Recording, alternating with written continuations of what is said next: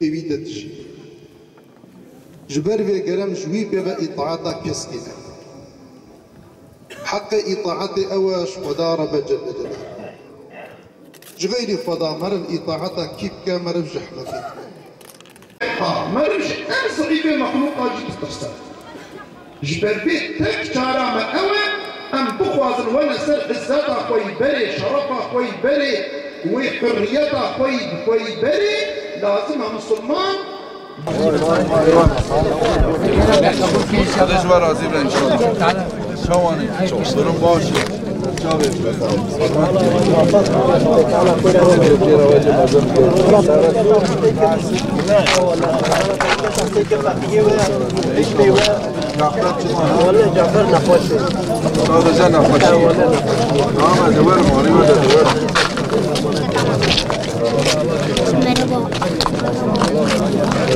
Şimdi medreseler gerçekten dediğiniz gibi bir toplumu ayakta tutan dinamiklerden bir tanesidir medrese. Medresedeki din alimlerinin şuurlu, bilinçli olması o toplumu İslami açıdan ıslah edecek, gerçekten toplumun ihtiyacı olan dini bilgileri onlara verecek, anlaşmayı, kaynaşmayı sağlayacak olan bir husustur. O yüzden bizim şuurlu, bilinçli hocalara, alimlere ihtiyacımız var. Elhamdülillah. Gördüğümüz kadarıyla İttihad-ı Ulema bu konuda bir boşluk var. Bu boşluğu doldurmak için uğraşıyor. Elinden geleni yapıyor. Ve bugün de Gürbüz'de temsilcilik açılışına katıldı. Güzel bir gelişme. Benim adıma da gerçekten kendi adıma da seviniyorum çünkü benim kendi köyümde böyle güzel bir medrese açıldı. Burada hem köyümüzün gençleri yetişecek hem de çevreye de büyük bir umut ışığı olacak, ilim ışığı olacak. Bu konuda emeği geçen herkesi Allah razı olsun diyorum ve İttihad-ı Ulema etkilerini tebrik ediyorum. Medrese yani diyebiliriz ki Resulullah sallallahu aleyhi ve sellem zamanından bugünümüze kadar İslami eğitim yapan kurumlara medrese denmiştir.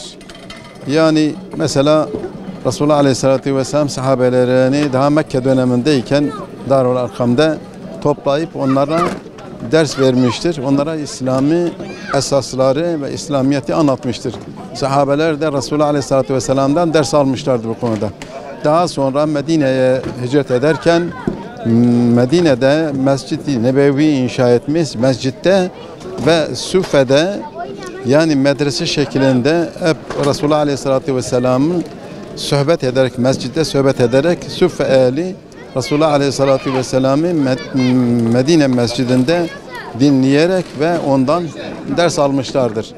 Ve daha sonra yani büyük zatlar, büyük imamlar, büyük alimler medreselerde yani insanları İslami eğitime tabi tutmuş, din ve dünyalarının fayda için ne faydalı ise onu anlatmışlardır. Gerek Allah'ı tanımak, gerek İslamiyet'i anlamak, Kur'an'ı öğrenmek, Kur'an'dan anlamak ve daha sonra dünyevi işlerini de konusunda bilgilendirmek ve İslam alimleri bunlara haberlik etmiş ve şey yapmışlardır. Bu konuda eğitim vermişlerdir. Yani İslami eğitim olmazsa eğitim çok önemlidir. Medresede eğitim görülür. Buradaki eğitim masaları da şuraya eğitim olmazsa yani ne insanın dünyası ne de insanın ahireti mamur olmaz. Şu araya da bir sıra yani ne olacak? Buradaki... Mesela eğer bir insan eğitimsiz ise yani çiftçilik bile yapamaz. Hem Allah'ını tanımaz. Yani dünyasından da anlamaz. O bakımdan medreseler önemlidir. Şimdi toplum bozulmuş. Bu toplumun ıslahı için yine medreseler eli üzerinde. Yani güzel müesseseleri yapmak ve araç sahibi lütfen aracının öğrencileri başına. medreselere göndermek ve orada eğitmek ve İslami öğrenimi elde etmek, bu şekilde bu gençlik, bu toplum ıslah edilmiş olacaktır. Şu kürsüler yani buradaki masaların etrafına bırakacaksınız kardeşlerim. Bu toplum Allah sizden gittikçe razı olsun. bozuluyor. Şurayı boşaltalım. Yani genç kardeşlerimiz de yardım etsin. O siyah kürsüleri alalım. ve müesses Şu masaları şuraya dizelim inşallah.